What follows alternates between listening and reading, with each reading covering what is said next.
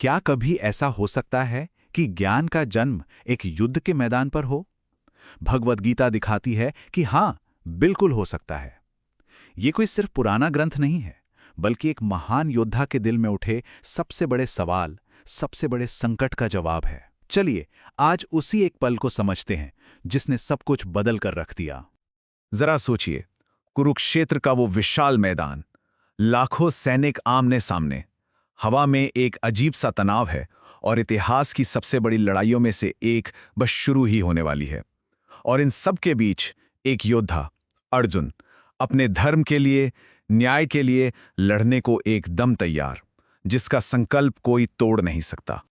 लेकिन लड़ाई शुरू होने से ठीक पहले अर्जुन अपने सारथी भगवान श्री कृष्ण से एक अजीब सी बात कहते हैं। वो कहते हैं, रथ को दोनों सेनाओं के बीच में ले चलो। वो बस ये देखना चाहते हैं कि आखिर उन्हें लड़ना किससे है। सुनने में ये एक बहुत मामूली सी इच्छा लगती है ना? पर यही एक छोटी सी इच्छा उनके पूरे अस्तित्व को हिलाकर रखने वाली थी। और जैसे ही रथ बीच मैदान में पहुंचता है, अर्जुन जो देखते हैं उससे मानो उनके पैरों तले जमीन खिसक जाती है। सामने कोई अनजान दुश्मन नहीं थे, सामने तो अपने ही लोग खड़े थे। वही चेहरे जिन्हें देखकर वो बड़े हुए, जिन्हें हमेशा प्यार और सम्मान दिया।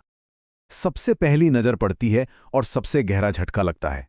सामने खड़े थे उनके गुरु आचार्य द्रोण, वो गुरु जिन्होंने हाथ पकड़कर उन्हें वो हर तीर चलाना सिखाया था जो आज उनके तरकश में था। और आज उन्हीं गुरु पर तीर चलाना था।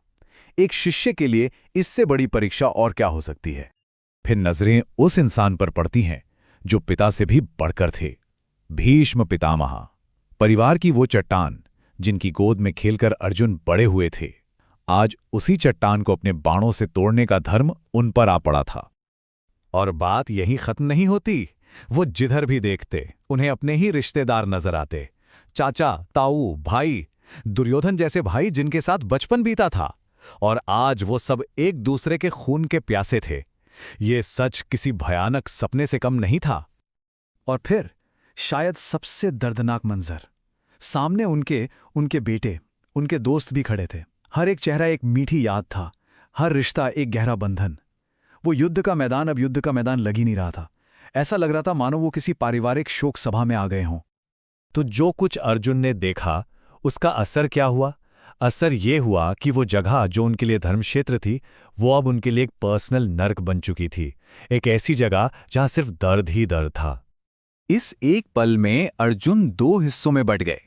एक तरफ था उनका योद्धा धर्म, उनका कर्तव्य जो कहता था कि न्याय के लिए लड़ो, और दूसरी तरफ था एक इंसान का दिल जो अपने परिवार से प्यार करता है, अपने बड़ों का सम्मान करता है। मतलब जो उनका कर्तव्य था वही उनकी भावनाओं का सबसे बड़ा दुश्मन बन गया था। और ये जो अंदर की लड़ाई थी, ये इतनी भयानक थी कि उसने अर्जुन की सारी हिम्मत, सारा संकल्प, सब कुछ जलाकर राख कर दिया। वो महान योद्धा अब बस टूटने ही वाला था। अब ये युद्ध धर्म की लड़ाई नहीं, बल्कि एक भावनात्मक आग बन चुका था। अर्जुन के लिए जीतने का मतलब था अपनों को खोना, और ऐसी जीत का क्या फायदा जिसमें सब कुछ खो जाए। ये जीत नहीं थी, ये तो खुद को तबाह करना था। तो इस एहसास का नतीजा क्या हुआ? नतीजा ये हुआ कि उस महान योद्धा का संकल्प टूट गया। युद्ध का मकसद ही सवालों के घेरे में आ गया।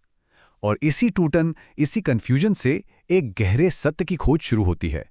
अर्जुन का वो हथियार डाल देना ही असल में वो पल है जहां से भगवद गीता का दिव्य ज्ञान बहना शुरू होता है।